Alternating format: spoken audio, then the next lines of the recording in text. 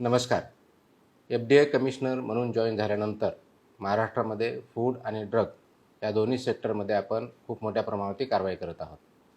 त्याचबरोबर नागरिकांकडून आणि नागरिक संघटनांकडून खूप मोठ्या प्रमाणात अशी मागणी आली आहे की आपल्याकडं कंप्लेंट करण्यासाठी एक चांगलं प्लॅटफॉर्म असावा, डिजिटल प्लॅटफॉर्म असावा, जेणेकरून कंप्लेंट करण्यासाठी नागरिकांना व्यवस्थितपणे हॅसल फ्री ते अवेलेबल असेल.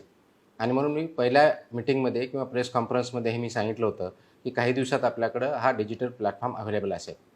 आज आपण तो डिजिटल प्लॅटफॉर्म ऑनबोर्ड केलेला आहे, गो लाईव्ह केलेला आहे आणि तो नागरिकांच्या सेवेसाठी हजर झालेला आहे. तो ऑपरेशन चालू आहे.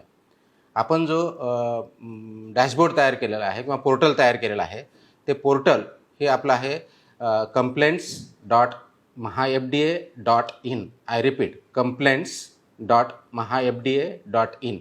हा मोबाईलवरती आहे आणि आपण आपल्या कम्प्युटर किंवा लॅपटॉपवरून तो वापरू शकता.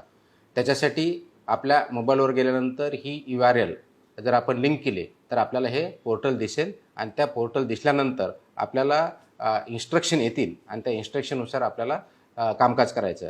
एक वेळेस आपल्याला आपलं प्रोफाईल क्रिएट करावं लागेल. त्याच्यावरती आपला मोबाईल नंबर विचारला जाईल. मोबाईल नंबर विचारल्यानंतर रजिस्टर झाल्यानंतर मोबाईलवरती आपल्याला OTP येईल आणि OTP आल्यानंतर आपलं रजिस्ट्रेशन होईल आणि रजिस्ट्रेशन झालं की आपण ग्रीव्हन्सेस किंवा कंप्लेंट्स त्याच्यावरती लॉन्च करू शकता. हे तिन्ही भाषेमध्ये अवेलेबल आहे, मराठी, हिंदी आणि इंग्रजी. त्याच्यामुळं इंग्लिश किंवा हिंदी किंवा मराठी ह्या तिन्ही भाषेत आपलं कंप्लेंट करता येईल. नागरिकांच्या दृष्टिकोनातून सर्वात महत्त्वाची गोष्ट आहे की हा अवेलेबल आपल्या मोबाईलवरती आहे. नागरिकांनी आपल्या मोबाईलवरती complaints.mahafda.in हे लॉग इन करायचं आहे. त्याचं मी थोडक्यात आपल्याला आत्ता डेमॉन्स्ट्रेशन दाखवतो. आपण मोबाईलच्या बाबतीत हा मोबाईल फ्रेंडली आहे आणि हा पोर्टल पूर्णपणे नागरिकांनी मोबाईलवरती वापरू शकतात. आपण जर आपल्या मोबाईलवरती गेला ब्राउझर लॉग इन केलं तर त्याच्यामध्ये complaints.mahafda.in याच्यावरती जा. ते गेल्यानंतर आपल्याला समोर हे पोर्टल दिसेल. आपण आता हे स्क्रीनवरती बघताय. याच्यामध्ये तिन्ही भाषा अवेलेबल आहेत. आपण जर क्लिक केलं मराठी, हिंदी, इंग्लिश या तिन्ही भाषा अवेलेबल आहेत. आणि हे करताना आपण समजा मराठी भाषा यूज केली, तक्रार नोंदवा असं जर बघितलं तर तक्रार नोंदवल्यानंतर आपल्याला मोबाईल क्रमांक विचारला जातो.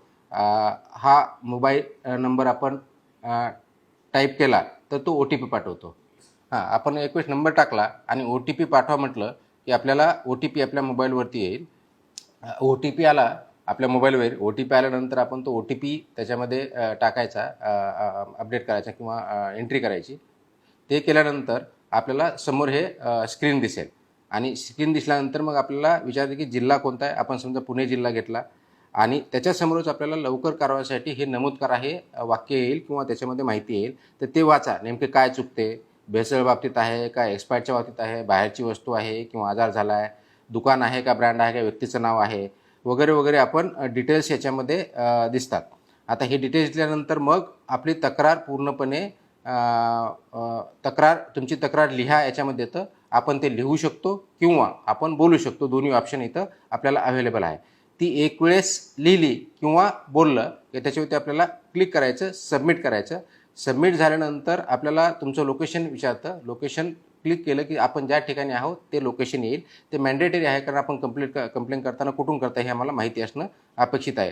त्याच्याखाली फोटो किंवा बिल जोडा असं सांगितलेलं आहे. आपल्या कंप्लेंट करताना कंप्लेंटची डिटेल्स असणं अपेक्षित आहे. समजा एखाद्या दुकानामधून तुम्ही काहीतरी खाल्लं आणि त्याचा काहीतरी त्रास झाला, तिथं अनहायजेनिक आहे हॉटेलमध्ये खाल्ल्यानंतर, त्याची रिसीट असणं अपेक्षित आहे. जे दॅट आम्हाला डिटेल्समध्ये कारवाई करणं सोपं जाईल. किंवा एखाद्या मेडिकलमधून परचेस केलं, तो प्रॉडक्ट कोणता त्याचा फोटो, कारण त्याचा बॅच नंबर वगैरे आम्हाला बघावा लागतो, त्याची रिसीट म्हणजे आपल्याला ती कारवाई करता येईल. हे केल्यानंतर आपण पुढे जा म्हणून ते सबमिट केल्यानंतर आपल्याला हे दिसतंय की आता ही अन्न किंवा औषधाची खात्री आहे की नाही करतायत. आता ही जर कंप्लेंट आपण चुकीच्या पद्धतीने दाखल करण्यापूर्वी खालील गोष्टी करायच्या याच्यामध्ये माहिती दिसते. आणि हे केल्यानंतर मी 18 वर्षावरची आहे, खात्री करा आणि ह्याच्यामध्ये तक्रार दाखल करा असं येतं. आता समजा बऱ्याच वेळेस असं होतं की काही लोक मुद्दाम होऊन आमच्या विभागाशी किंवा FDAशी संबंधित नसतानाही तक्रार करतात की माझ्या एरियामध्ये मॉस्किटो झालेले आहेत. तर अशी जर तक्रार आली आणि ह्याच्यात करण्याचा प्रयत्न केला तर ते ॲक्सेप्ट करणार नाही. तुम्हाला त्याच्यावरती मेसेज येईल की ही FDAशी संबंधित नाही, आपण संबंधित विभाग किंवा कॉर्पोरेशन याची संपर्क साधा. ही पण माहिती याच्यावरती आपल्याला बघता येईल. आणि असताना आपण पूर्णपणे कंप्लेंट केल्यानंतर मग आपल्याला बघायचं की ह्या तक्रारीचं काय झालं, तर या तक्रारीचा मागोवा घ्या असं त्याच्यात म्हटलेलं आहे. आणि मग त्याच्यामध्ये आपल्याला त्याचे डिटेल्स येतील, आपण दाखल कधी केलेली आहे, दाखल केल्यानंतर त्याचे काय सध्याचं स्टेटस काय हे आपण ट्रॅक करू शकता. आणि अशा दृष्टीनं आपल्याला ही कंप्लेंट आपल्या अधिकाऱ्या पण देता येते. आणि ती कंप्लेंट ज्या मोमेंटला दाखल होती त्या मोमेंटला मला पण दिसते, माझ्या जॉईंट कमिशनरला पण दिसते, आणि त्याच्यावरती आपण काम करायला सुरुवात होतो. जसंच आपल्याला कंप्लेंटचं रिझोल्युशन येईल, ते रेझोल्युशन आपल्यापर्यंत आपल्या ह्या आपण कंप्लेंटचं ट्रॅकिंग केलं तर त्याच्यामध्ये आपल्याला दिसतं. प्रत्येक कंप्लेंटला आपण एक युनिक नंबर दिला आहे. आता समजा फॉर एक्झाम्पल आम्ही जी कंप्लेंट केली त्याच्यामध्ये FDA महाराष्ट्र आहे, 2026 आहे, आणि ही तिसऱ्या नंबरची क्रमांक त्याला 000003 हा नंबर आलेला आहे. म्हणजे आपल्या काही एक युनिक नंबर असेल, तो आम्हाला आमचे अधिकारी बघतील, ट्रॅकिंग करतील, आणि त्याच्यावरती आपण याच्यावरती काम करतोय. आपल्यासमोर हा डॅशबोर्ड आहे, तो मी दाखवत आहे. आपण एक वेळेस complaint.mahafda.in याच्यावरती केलं. आता माझा हा ऑफिसरचा किंवा कमिशनरचा डॅशबोर्ड असल्यामुळे मला सर्व महाराष्ट्रामध्ये काय चाललंय कंप्लेंटच्या बाबतीत ते आपण बघू शकतो. हे डॅशबोर्ड असल्यानंतर आपल्याला आता दिसतंय की समोर मला किती कंप्लेंट आलेल्या आहेत आतापर्यंत, कारण हा आपण काल संध्याकाळीच लॉन्च केलेला आहे. तर 2 तक्रारी प्राप्त दिसतात. या तक्रारी बघितल्यानंतर माझ्या लक्षात येतं याचं हे AIच्या आधारे सिस्टमनी याच्यामध्ये विश्लेषण केलेलं आहे किंवा ॲनालिसिस केलेलं आहे. आणि याच्यानुसार आपण ह्या 2 ज्या कंप्लेंट दिसत आहेत त्या प्रलंबित आहेत, म्हणजे त्याचा अजूनही त्याच्यावरती कारवाई झालेली नाही आहे. ही प्रलंबितमध्ये मी क्लिक केल्यानंतर आपण त्याच्यामध्ये AIच्या माध्यमातून जो काय आपल्याकडे आत्तापर्यंतचा डेटा अवेलेबल आहे त्याच्या माध्यमातून ॲनालिसिस केलं की तक्रारीचं स्वरूप काय, म्हणजे काळानुसार तक्रारी आहे, तीव्रता म्हणजे त्याची इंटेन्सिटी किती आहे, जिल्ह्यानुसार आहे, प्रकारानुसार आहे, सगळं आपल्याला बघता येतं. आता तीव्रतेमध्ये आपण कॅटेगरायझेशन केलेलं आहे. तीव्रतेमध्ये जर कॅटेगरायझेशन बघितलं तर अति तीव्र किंवा सर्वात जास्त महत्त्वाची जर बघितली तर फूड पॉइझनिंग असेल, त्याला सर्वात हायेस्ट प्रायोरिटी आपण दिलेली. त्यानुसार आपल्याला इमिजिएटली ती त्या अधिकाऱ्यापर्यंत जाते, अधिकाऱ्यांनी ताबडतोब त्याच्यावरती पुढची कारवाई करायची आहे, असं आपण कॅटेगरायझेशन केलेलं आहे. हे अधिकाऱ्याला सुद्धा हे माहीत होतं. आता आपण त्याच्यापुढे जर गेलो, जिल्ह्यानुसार गेलं तर पुणे जिल्ह्याच्या 2 आहेत असं दिसतं आपल्याला. आणि त्याच्यामध्ये प्रकार जर बघितलं तर एक कंप्लेंट आली अस्वच्छ उत्पादन किंवा साठवण अशा प्रकारची आहे, आणि दुसरी निकृष्ट पॅकेजिंगच्या बाबतीत आहे. त्या कंप्लेंटवरती आपण जर क्लिक केलं तर मला हे दिसतं की ही जी आहे एक प्रलंबित आहे आणि त्याची आता पुढची कारवाई चालू आहे. त्याची तीव्रता आपण जी बघितलेली आहे नॉर्मल कॅटेगरी, म्हणजे अतितीव्र नाही आहे, त्याच्यामुळं त्यांना जो वेळ दिलेला अधिकार त्यानुसार ते कारवाई करत राहतील. हे मला इथं डॅशबोर्ड दिसतो. हेच आपण जर थोडक्यात पुढं डिटेलमध्ये जर गेलो तर याच्यामध्ये एक्सप्लोरर म्हणून मला दिसतं. आता एक्सप्लोररमध्ये मला जर बघितलं तर ह्या 2 कंप्लेंट ज्यावेळेस मी चेक करतो तर त्याच्यावरती मी ही कंप्लेंटवरती क्लिक केल्यानंतर त्याची कंप्लेंट काय मला डिटेल दिसतात. हे याच्यामध्ये आहे की हा कंप्लेंट जो आहे हा पुणे जिल्ह्यातला आहे, आणि त्यांनी फूड सेफ्टी आणि हायजीनच्या बाबतीत न्यूमरस इस्टॅब्लिशमेंटच्या बाबतीत आपल्याला कंप्लेंट काय हे दिलेली आहे. आणि याच्यामध्ये बघितल्यानंतर आपल्याला त्याचा मोबाईल नंबर दिसतो. AIचं मूल्यांकन इथं दिसतं. हे AIचं मूल्यांकन आपल्याला जे दिसत आहे ते सध्या 95/100, म्हणजेच ती कंप्लेंट जेन्युइन आहे का नॉन जेन्युइन आहे हे AIच्या माध्यमातून त्याची रँकिंग तयार केली जाते, जेणेकरून विनाकारण मिसलिडिंग किंवा अर्धवट माहिती असलेल्या कोणत्याही प्रकारची कंप्लेंट अधिकाऱ्यापर्यंत जाणार नाही, जेणेकरून अधिकाऱ्यांचा वेळ वायाला जाणार नाही, हे त्याच्या पाठीमागचा उद्देश आहे. त्याच्यामुळे आपण कंप्लेंट करताना त्याचे डिटेल्स देणं आवश्यक आहे. ही कंप्लेंट कोणत्या समजा हॉटेलमधली असेल तर हॉटेलमध्ये आहे, एक्झॅक्टली काय कंप्लेंट आहे, आणि त्याच्याबद्दल काय आपल्याकडे फोटो किंवा रिसीट हा पुरावा आपण त्याचा सादर केला तर अधिकाऱ्यांना त्याच्यावरती वेळेत आणि चांगल्या प्रकारे कारवाई करणं शक्य होतं. ते गेल्यानंतर आपला फोटो त्याच्यामध्ये दिलेलं लोकेशन आपल्याला दिसतं, अंमलबजावणीची काय परिस्थिती आहे ते बघते दिसतं. आता हे करत असताना AI को पायलट पण आपल्याला दिलेला आहे. त्याच्यामध्ये आपले जे अधिकारी आहेत त्यांना याचा कायदेशीर प्रश्न विचारता येतो, कारणे दाखवा नोटीस जनरेट करता येते, आपल्या म्हणजे स्पीच टू टेक्स्ट हे आपण त्याच्यात माध्यम वापरलं आहे.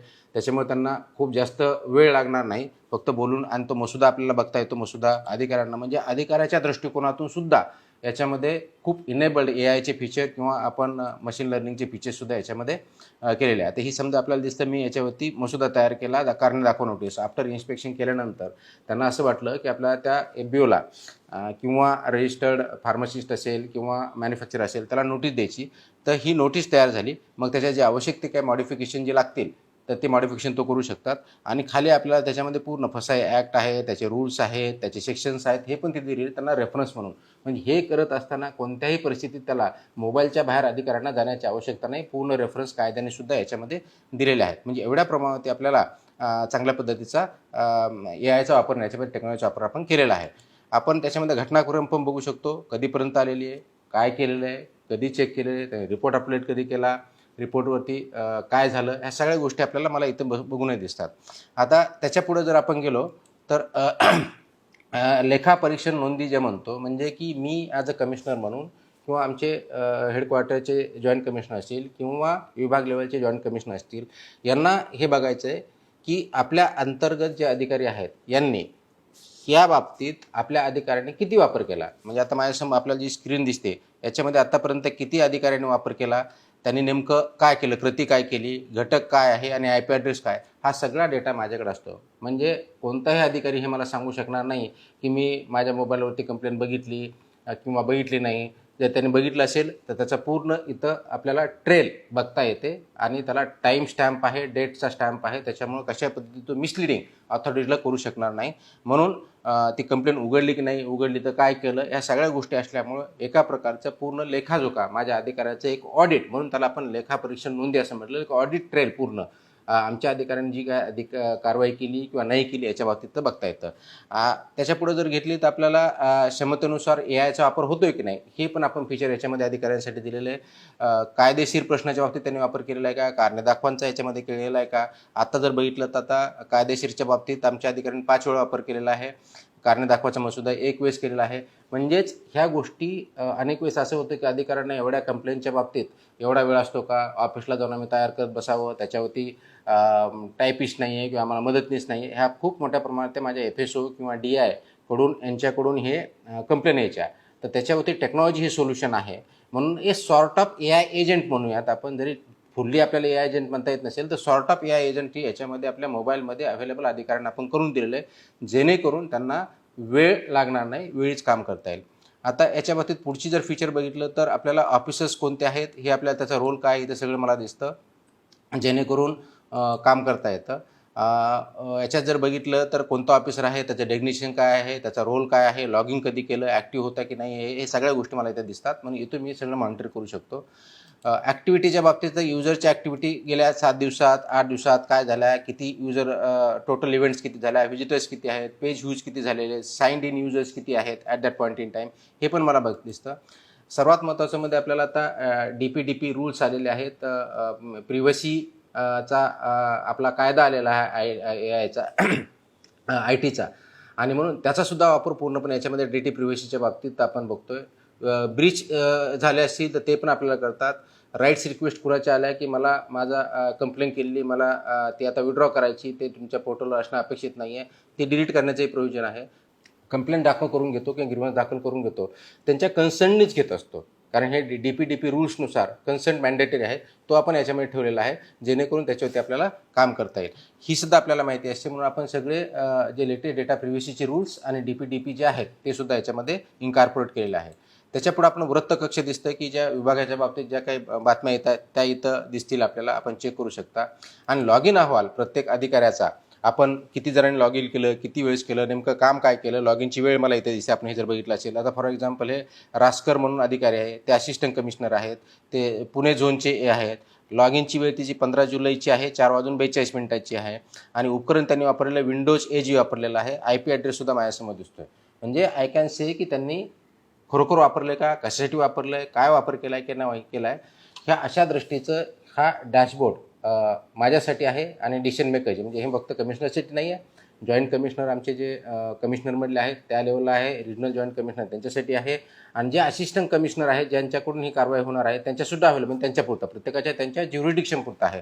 तर अशा दृष्टीनं हा आपला डॅशबोर्ड दिसतो, जेणेकरून इथून पूर्णपणे सुपरविजन, कंट्रोल आणि मॉनिटरिंग या लेवलवरून आपल्याला करता येतं.